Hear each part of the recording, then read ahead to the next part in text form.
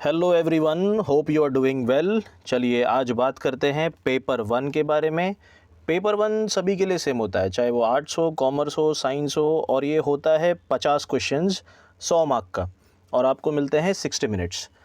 ठीक है, तो आज हम देखेंगे यहाँ पर 27 दिसंबर 2020 को जो सेट एग्जामिनेशन महाराष्ट्र सेट का जो एग्ज़ाम हुआ था उसका बुकलेट ए। तो यहाँ पे 50 क्वेश्चन अपने को देखने के लिए मिलेंगे। Let's begin. सबसे पहला क्वेश्चन देखते हैं, reflective teaching is a. Option A cyclic process of thinking about learning, option B linear process of thinking about teaching, option C cyclic process of thinking about teaching या D process of thinking about learning. तो यहाँ पर इसका सही answer हो जाएगा option C, cyclic process of thinking about teaching. चलिए बढ़ते हैं दूसरे क्वेश्चन की तरफ। A teacher should identify dash and teach accordingly. तो यहाँ पर टीचर को क्या आइडेंटिफाई करना चाहिए? Economic conditions, individual differences, economic conditions of parents, individual differences. तो यहाँ पर आपका सही जवाब हो जाएगा B, individual differences among the students. चलिए next question, question C, question 3, Swayam Prabha is a group of dash channels devoted to telecasting of high quality educational programs. अब देखिए ये तो क्वेश्चन तो पूछा गया था, लेकिन ये क्वेश्चन जो है यहाँ पर सेट एग्जामिनेशन, सेट जो एजेंसी है यूनी पुणे, तो इन्होंने खुद ही इसको यहाँ पर बता दिया कि ये क्वेश्चन जो है रॉन्ग है। लेकिन ये क्वेश्चन देख लीजिए, आगे ऐसे आने वाले टाइम में ऐसे क्वेश्चन पूछे जा सकते हैं। चलो let's begin with the question number 4। Are traditional teaching support system includes. तो यहाँ पर ट्रेडिशनल टीचिंग सपोर्ट सिस्टम यहाँ पर क्या इंक्लूड करना चाहिए? White board, smart board, digital board या 3 डायमेंशनल मॉडल्स। तो यहाँ पर अगर देखा जाए तो इसका आंसर हो जाएगा आपका ऑप्शन डी, 3 डायमेंशनल मॉडल्स। चलिए नेक्स्ट आगे देखेंगे। A teacher goes through the students notebooks and gives remarks, this is called as dash. तो यहाँ पर इसको क्या बोलेंगे? Notebook checking, daily remarks, evaluation या असेसमेंट। तो यहाँ पर आपका आंसर हो जाएगा ऑप्शन नंबर सी, इवैल्यूएशन। चलिए आगे देखेंगे। Question number 6, Socrates has given method of discovering the truth. कौन सा मेथड दिया है सॉक्रेट्स ने? Experimental, observation, criticism, dialogue. तो सॉक्रेट्स का जो मेथड है यहाँ पर आपका आंसर हो जाएगा dialogue. Next question, experimental researches are aim to dash. A establish association between variables, B describe variable, C study the application of theory, D study trend analysis. तो यहाँ पर इसका 7 का आंसर हो जाएगा आपका सी। ठीक है, मैं इसको मार्क कर देता हूँ, 7 का आंसर हो गया आपका सी। चलिए आगे देखते हैं। Next question 8, limitations laid down by the researcher are called as A objectives, B delimitation, C assumptions, D hypothesis. तो यहाँ पे आपका राइट आंसर हो जाएगा बी, डिलिमिटेशंस। नेक्स्ट 9 क्वेश्चन देखेंगे। For any frequency distribution 50th percentile and dash are same. 9 का यहाँ पर देखेंगे, A option mean, B median, C quartile, D standard deviation. तो यहाँ पे राइट आंसर आपका हो जाएगा 9 का बी, मीडियन। चलिए आगे देखते हैं।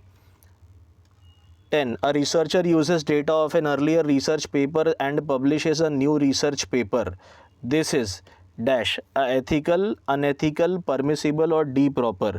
तो यहाँ पर तो ये बहुत ही बेसिक क्वेश्चन है कि अगर कोई किसी का डेटा अगर यहाँ से वहाँ करे तो ये ऑब्वियसली अनएथिकल है। चलिए आगे देखेंगे। डायरेक्शंस देखिए, यहाँ पे क्वेश्चन आंसर्स दिए हुए हैं, सॉरी क्वेश्चंस दिए हुए हैं कॉम्प्रीहेंशन के बाद में। Role of higher education is unquestionable in building a modern economy. तो यहाँ पर ऐसे आपको एक अच्छा खासा पैसेज दिया जाएगा। आफ्टर दैट पैसेज वहाँ पर आपको कुछ क्वेश्चंस होंगे। ठीक है, तो what does the author mean when he says that since the last decade the higher education sector has been occupying a dominant position in the economic planning process. तो ये आपको पूरा कॉम्प्रीहेंशन पढ़ने के बाद में you will be able to answer, आप इसका आंसर दे पाएंगे। तो सबसे पहले कॉम्प्रीहेंशन पढ़ना है, उसके बाद में इसका सवाल का जो है वो जवाब देना है। तो ऐसे तो इसका इतना कुछ कंपलसरी नहीं है, लेकिन यहाँ पर कंपलसरी मीन्स एग्ज़ाम में कंपलसरी है, लेकिन यहाँ पर कॉम्प्रीहेंशन पढ़ने के बाद में ही आप कर सकते हो। तो यहाँ पर 11th का जो आंसर है ना, तो जो मैंने कॉम्प्रीहेंशन जो सॉल्व किया था तो उसके अकॉर्डिंग यहाँ पर आंसर आपका हो जाएगा डी। ठीक है, तो comparatively more financial support is given to higher education sector during the last decade. दूसरा देखते हैं, policy makers in India are we taking steps to increase expenditure towards higher education, तो ये भी आपको उसी में से मिलेगा। They aim at enabling India to match, बार बार यही पैसेज नहीं आएगा, पैसेज कोई भी दे सकते हैं, सेम भी जैसे हम इंग्लिश में कॉम्प्रीहेंशन करते थे वैसे ही करना होगा। मैं इसको कर देता हूँ स्किप, क्योंकि कॉम्प्रीहेंशन के बेस के ऊपर ही होगा। देखिए ऐसे भी होता है क्वेश्चन, एटीट्यूड ऑथर का कैसा है टीचर्स की तरफ, आयरॉनिकल, डाउटफुल, सिंपैथेटिक, डिसरिस्पेक्टफुल, ये भी आपको ऐसे क्वेश्चंस घुमा फिरा के पूछ सकते हैं। Author says that today a significant proportion of highly educated professional is stuck in the volatile academic ecosystem, तो ये आपको पढ़ के ही पूरा अच्छे से समझ में आना चाहिए, उसके बाद में ही आप इसको आंसर को सही कर सकते हैं। आपको अटेम्प्ट पूरा करना है, मैं ऐसे क्यों बोल रहा हूँ, बिकॉज नेगेटिव मार्किंग का सिस्टम नहीं है इसमें, तो आप पूरे के पूरे 50 क्वेश्चन अटेम्प्ट करेंगे तो बेटर रहेगा। चलिए कम्युनिकेशन सेक्शन से देखते हैं। While defining communication Miller focuses on A behavioural change of receiver, B message, C perception और डी सेंडर। तो यहाँ पर आपका जो आंसर है उसको मैं मार्क कर देता हूँ, आपका आंसर हो जाएगा a behavioural change of the receiver.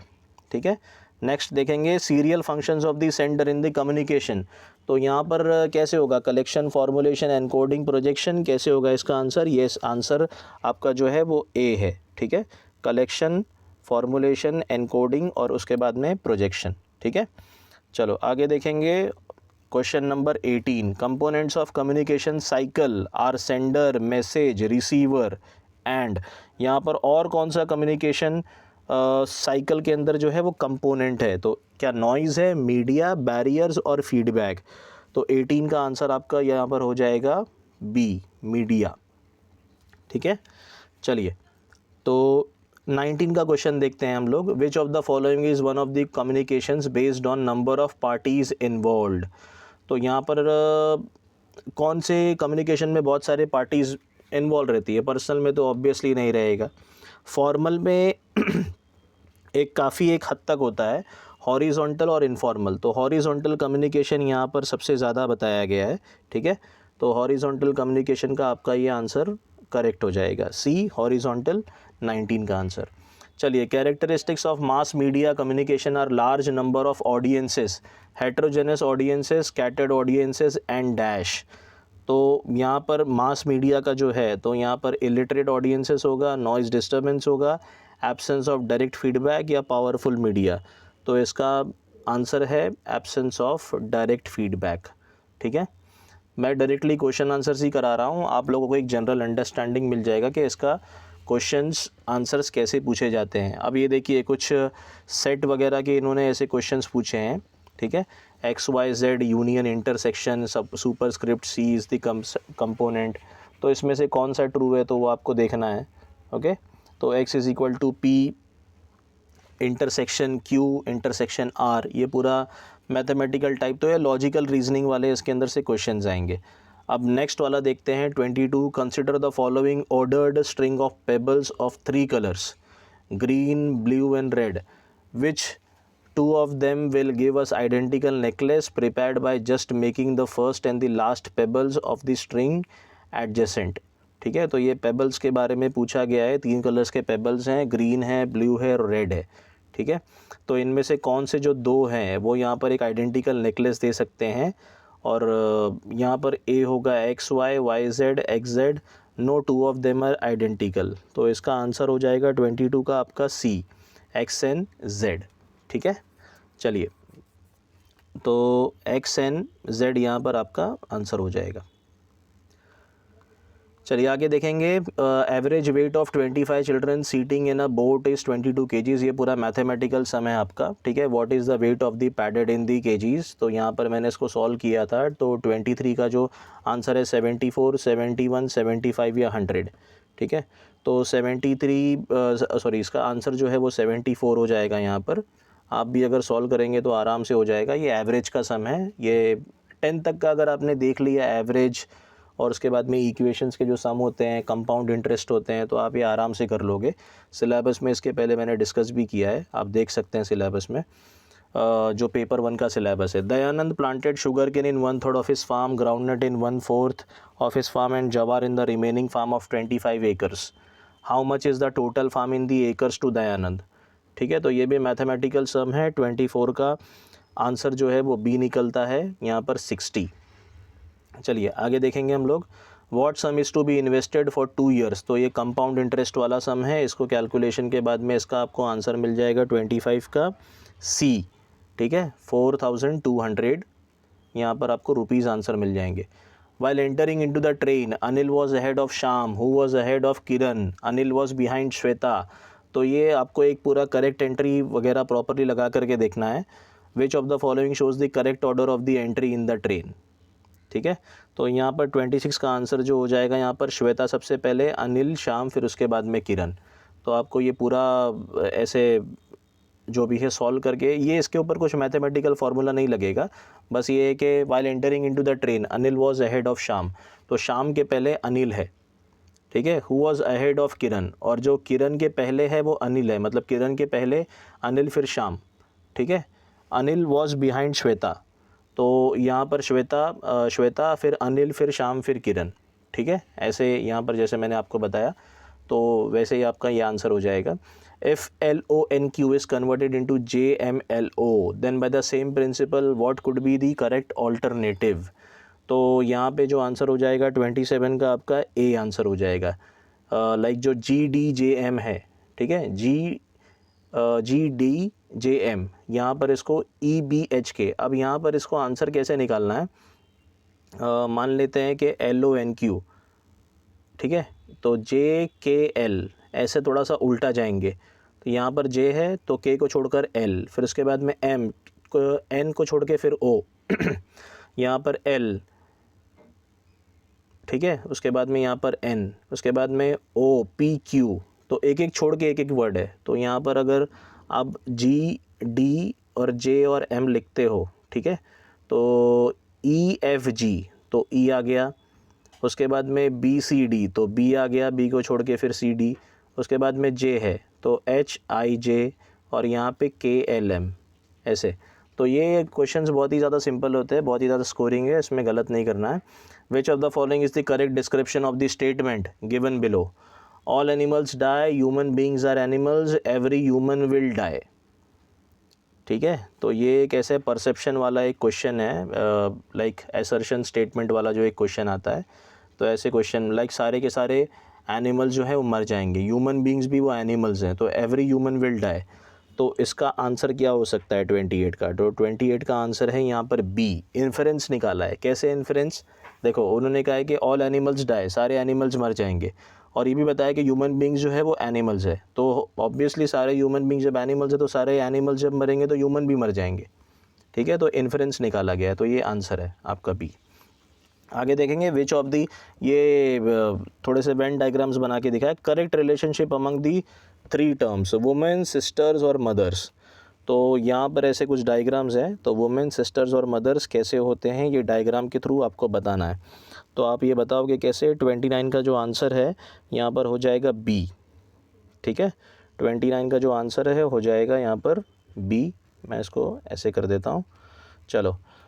तो 29 का आंसर बी कैसे हुआ? वुमेन, सिस्टर्स और मदर्स। अब यहाँ पर थोड़ा सा एक्सप्लेन कर देता हूँ इसको मैं, कि ये जो सर्कल है तुम्हारा, ये तो वुमेन हो गया, उसके अंदर ये सिस्टर्स भी हो गए और ये मदर्स भी हो गए, मतलब वो एक पार्ट है वुमेन का, ठीक है। तो ऐसे कुछ तुमको इसको समझना है। चलिए 30th देखेंगे, which of the following is are the valid conclusion? All players are aggressive, some politicians are aggressive, some politicians are not aggressive, some players are politicians. तो ये प्रैक्टिस के बाद में ही आप ऐसे क्वेश्चंस जो है वो सही कर सकते हैं। 30th का जो आंसर हो जाएगा वो डी, नाइदर 1 नाइदर 2, ठीक है। इसमें से जो कंक्लूजन निकलता है तो कोई भी वैलिड कंक्लूजन नहीं है, तो इसका आंसर क्या हो जाएगा? Neither 1 neither 2। चलिए आगे देखेंगे। Question numbers 31 and 32 are based on the following diagram. तो ये ऐसे डायग्राम आपको दिया रहेगा यहाँ पर 2011, 12, 13, 14, 15। तो क्वांटिटी एक्सपोर्टेड, रेवेन्यू जनरेटेड कितना है यहाँ पर, और following is a diagram of the company ABC, quantity of certain lakhs 2002, 11 से लेकर 15 तक, वो तो है, हम लोग ने स्टैटिस्टिक्स में देखा है ये। In which year the revenue generated per unit exported is maximum. तो यहाँ पर मैक्सिमम कौन सा हो सकता है, ठीक है। अब ये क्वेश्चन नंबर 31 की हम लोग बात कर रहे हैं। तो यहाँ पर देखते हैं 2012, 13, 14, 15, 12 के अंदर आते हैं। तो ये 5 और 15, 15 और 35, 20 और 40। तो ये आपको ऑन एन एवरेज ऐसे निकालना है कि कैलकुलेशन करके आपको ही ये आंसर जो है वो निकल पाएगा। अब ये 5 और 15 ये जो दिख रहा है आपको ये वाला सेक्शन, अब इसका तो ये तो डबल हो गया। 15 + 30 ये भी डबल हो गया। 20 + 40 ये भी डबल हो गया। और बचा अभी कौन सा है 30, 50, 20 का डिफरेंस है, मतलब ये डबल नहीं है। अब यहाँ पर देखो 5 अगर मेरे हिसाब से 5 इंटू ये 3 टाइम्स ज़्यादा है, तो ऐसे कैलकुलेशन आपको देखना है। अभी आप ऐसे सोच रहे होगे कि हमको आंसर कैसे निकालना है। आंसर आप बहुत सारे लोगों ने यहाँ पे ऐसी गलती की होंगी कि यहाँ पे 20 का मार्जिन है और यहाँ पे 20 का मार्जिन है, तो ये दोनों सेम है। यहाँ पे भी 20 का मार्जिन है, ये दोनों सेम है। लेकिन यहाँ पे 10 का मार्जिन होने के बाद में भी जो है ना एक जनरेटेड पर यूनिट एक्सपोर्टेड जो है यहाँ पर मैक्सिमम है आंसर इसका ए। ठीक है, तो उसको कैलकुलेशन करने के बाद में ही आपको ये आंसर मिल पाएगा। चलिए 32 की बात करते हैं। What is the average arithmetic mean per unit revenue generated. तो मीन का फार्मूला वगैरह होता है, तो उसके हिसाब से इसका आंसर 32 के हिसाब से बी हो जाएगा। ठीक है, हाँ, तो B 200 will be the answer. ये प्रैक्टिस अगर आप करोगे मीन मीडियन मोड जो भी आपके सिलेबस में दिया है, तो ये क्वेश्चंस वगैरह आप सॉल्व कर पाओगे, अदरवाइज़ ये क्वेश्चंस सॉल्व नहीं कर पाओगे। 33 and 34 among 800 students 220 failed in Marathi, 300 failed in English. ये भी वैसे ही क्वेश्चन है। तो how many failed in exactly 2 languages, ऐसे क्वेश्चन पूछा जाएगा। How many failed in only 1 language. तो ये जब आप ये पूरा सॉल्व करेंगे ना यहाँ पर ये क्वेश्चंस, तो उसके बाद में ही इसको पूरा लिखना है आपको, लिख करके वो पूरे हिसाब से चार्ट वगैरह बना करके सॉल्व करना है, तो ये आप इसको सॉल्व कर पाएंगे, अदरवाइज़ नहीं हो पाएगा। चलिए एरिया इन स्क्वायर किलोमीटर, तो उसका आंसर जैसे आप सॉल्व करोगे तो वैसे होगा। तो मैं एक जनरल आइडिया दे रहा हूँ कि कैसे क्वेश्चन पेपर होता है। Which is the most thickly populated state. तो यहाँ पर एरिया इन स्क्वायर किलोमीटर 80,000 और ये 16 लाख पॉपुलेशन है, 50,000 10 लाख पॉपुलेशन है, 10,000 एरिया में 4 लाख पॉपुलेशन है। तो इसमें सबसे ज़्यादा थिकली पॉपुलेटेड स्टेट कौन सा होगा। अब 35 का जो आंसर है यहाँ पर ऑप्शन डी होगा। डी कैसा है कि देखो 80,000 स्क्वायर किलोमीटर के अंदर 16 लाख की आबादी है। स्क्वायर किलोमीटर काफ़ी बड़ा है, लेकिन अगर यहाँ पे 3 5 15 करोगे तो 5 5 25। ठीक है, अभी मेरा सीधा सीधा आंकड़ा यहाँ पर आप समझिए कि 5,000 के अंदर अगर 3 लाख की आबादी अगर बस रही है और 80,000 के अंदर स्क्वायर फुट में अगर 16 लाख की आबादी बस रही है, तो 30,000 जो है ये अपना 3 लाख की जो आबादी, तो 3 फाइज़ा मान लेते हैं। तो अगर इसको फाइज़ा करेंगे तो 25,000 के आसपास ये एरिया होना चाहिए। अब ये 10 लाख है, ठीक है, पॉपुलेशन, और 50,000 है, तो भी यहाँ पर ये इससे कम है, मतलब इनका एरिया ज़्यादा है और ये कम से कम एरिया में ज़्यादा से ज़्यादा यहाँ पर पॉपुलेशन है। तो वो हिसाब से अपने को ये आंसर जो है ये डी वाला करेक्ट है। ठीक है, परसेंटेज ने तो बहुत सारे लोग क्या बोलेंगे, अरे 16 लाख पॉपुलेशन ज़्यादा है तो वही आंसर होगा। ऐसे नहीं होता, तो बहुत ही केयरफुली करना है इसको। मैंने एक छोटा सा ट्रिक बता दिया आपको। Which of the following is the correct full form of TRAI. ठीक है, TRAI। तो ये तो बहुत ही बेसिक है, अगर आप इसको न्यूज़पेपर वगैरह भी पढ़ते होंगे तो 36 का आंसर जो है वो बी हो जाएगा, telecom regulatory authority of the India. चलो आगे देखेंगे। In which year the information IT act. तो ये कब आया, तो ये बहुत ही ज़्यादा फेमस IT एक्ट है। अगर आप कभी कभी न्यूज़पेपर में भी इसको फिर से देखते होगे, 37 का जो आंसर है वो 2000 है। ठीक है, इन द ईयर 2000। चलो, who played an important role in developing the first super computer. तो सुपर कंप्यूटर बनाने में किसका हाथ रहा है, 38 का आंसर हो जाएगा आपका डी, विजय भटकर। चलो, Vijay Bhatkar. Government of Maharashtra has made compulsory for schools to enter information of all students on the web portal. तो कौन से वेब पोर्टल पे अपने को देना है, पवित्र, सरल, सारथी और शलार्था। 39 का आंसर हो जाएगा आपका बी, सरल। ठीक है, हाँ, सरल। Which among the following is the part of the digital initiatives for higher education in India. तो यहाँ पर एक डिजिटल इनिशिएटिव जो लिया है हायर एजुकेशन इन इंडिया, तो कौन सा एक डिजिटल इनिशिएटिव है for higher education in India. National schools of digital arts, national academic depository, central data of Indian universities, digital Vidya. ABCD में से आंसर आपका हो जाएगा बी। ठीक है, तो ये है नेशनल एकेडमिक डिपॉजिटरी। कभी कभी इसमें से ऐसे क्वेश्चंस रिपीट वगैरह भी हो जाया करेंगे, तो एक बार पुराने क्वेश्चंस अगर देख लोगे क्वेश्चन पेपर्स, तो it will be helpful. One of the following waste is not under hazardous one. तो सबसे ख़तरनाक कौन सा नहीं है? देखो, केमिकल ख़तरनाक है, पेंट भी ख़तरनाक है, इलेक्ट्रोप्लेटिंग वेस्ट भी ख़तरनाक है, तो एग्रीकल्चरल जो रेसिडिव है, जो बचा कुचा जो रहता है, वो इतना ख़तरनाक नहीं होता। ठीक है, बेसिक है ये। UN conference on environment and development, ये तो एनवायरनमेंट से रिलेटेड है, बहुत ही बेसिक है। अगर आपने एसएससी वगैरह अच्छे से अगर किया होगा तो, और आगे भी आने वाली स्टडीज़, तो इसका आंसर हो जाएगा रायो डी जेनेरियो, ब्राज़ील। ओके, वहाँ पर एक डिक्लेरेशन हुआ था। तो रियो +20 अभी जो रिसेंटली हुआ है वो 2002 में 2012 में हुआ था। ठीक है, चलो इसके ऊपर इतना नहीं डिटेल में जाएंगे। Biomedical waste of human and animal tissues, organs and infected body parts are to be disposed under. तो ये किसके अंडर में डिस्पोज किया जाता है इसको? इंसिनरेशन। इंसिनरेशन कैसा है कि वो एक ऐसा मेथड होता है कि जिसको एकदम पूरे के पूरे तरीके से ना उसको जला करके एकदम पूरा ख़त्म कर दिया जाता है अंडर दी हाई टेम्परेचर, ताकि वो बाद में से प्रॉब्लम ना करे। Landslides hazards are common to the hilly regions due to the loss of vegetation, loss of soil, cutting of hill slopes, all of the above.